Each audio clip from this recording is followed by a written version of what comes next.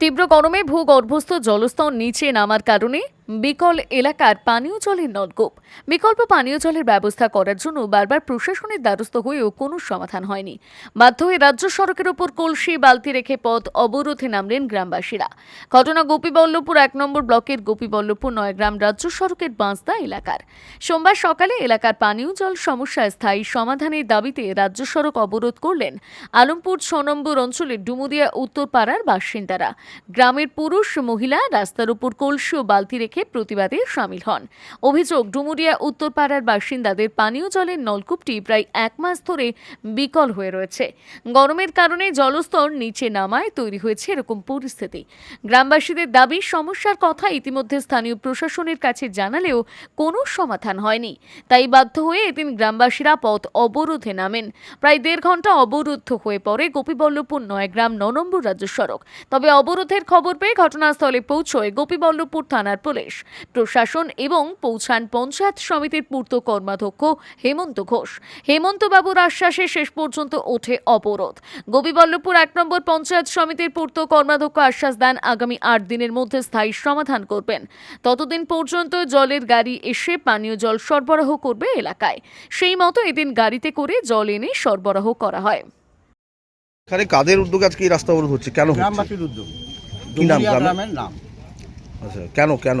মানে পানীয় জলের ব্যবস্থা সেখানে আগে ছিল, কিন্তু সেই ডিপ টিউবওয়েলটা মানে নিচের দিকে জল লেয়ার কমে গেছে। আচ্ছা, যার ফলে সেখানে জল একদম তুলতে পারছে না। এই জন্য আমরা একটা দরখাস্ত দিয়ে প্রশাসনকে আমরা জানিয়েছিলাম, কিন্তু প্রশাসন আজ পর্যন্ত কোনো ব্যবস্থা নেয়নি। যার ফলে আমাদের বাধ্য হয়ে আজকে ঘেরাও করতে হয়েছে। কতদিন ধরে এই সমস্যায় ভুগছেন ১ আপনারা? মাস আচ্ছা, কি বলছে প্রশাসনের পক্ষ থেকে, কি বলা হয়েছে? করে দেওয়া হবে। কাকে জানিয়েছিলেন এই সমস্যার কথা? পঞ্চায়েত সমিতির মেম্বার আমার এখানকার, তাকে জানিয়েছি, প্রধানকে জানিয়েছি, বিডিও সাহেবকে জানিয়েছি। আচ্ছা, এখন তাহলে আপনারা কোনখান থেকে জল ব্যবহার করছেন? খালের থেকেও করছে। কতগুলো পরিবার রয়েছে ওখানে? কতগুলো পরিবার রয়েছে ওখানে?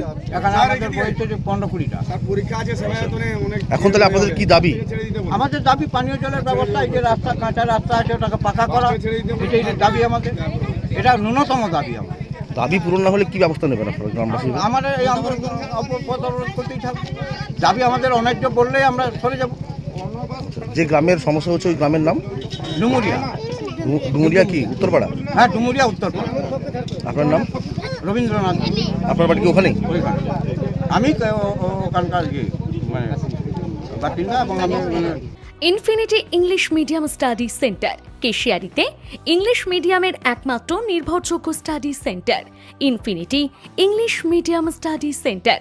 এখানে ক্লাস 1 থেকে ক্লাস 10 পর্যন্ত স্টুডেন্টদের সমস্ত সাবজেক্ট খড়গপুর থেকে আগত সুদক্ষ এবং অভিজ্ঞ টিচারদের দ্বারা যত্ন সহকারে পড়ানো হয়। এছাড়াও বিনামূল্যে স্পোকেন ইংলিশ শেখানো হয় এবং বিভিন্ন অলিম্পিয়াড এক্সামগুলির জন্য প্রশিক্ষণ দেওয়া হয়। এখানে স্টুডেন্টদের জন্য এসি ক্লাসরুমের ব্যবস্থা আছে। শুধুমাত্র কেশিয়ারিতে ইংলিশ মিডিয়ামের স্টুডেন্টদের পড়াশোনার একমাত্র নির্ভরযোগ্য ঠিকানা infinity English medium study centre. Class শুরু ১ এপ্রিল থেকে। ঠিকানা কেশিয়ারি আপ্যায়ন লজের পাশে।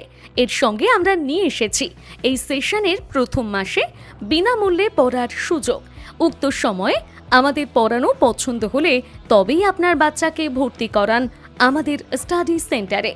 যোগাযোগ করুন এই মাসের মধ্যে এবং প্রথম মাসের ফ্রি ক্লাসের সুযোগ নিন। ক্লাস শুরু ১ এপ্রিল থেকে। ঠিকানা কেশিয়ারি আপ্যায়ন লজের পাশে। মনে রাখবেন, প্রতিটি ক্লাসে মাত্র ৫ জন স্টুডেন্টকে পড়ানো হয়। শীঘ্রই যোগাযোগ করুন।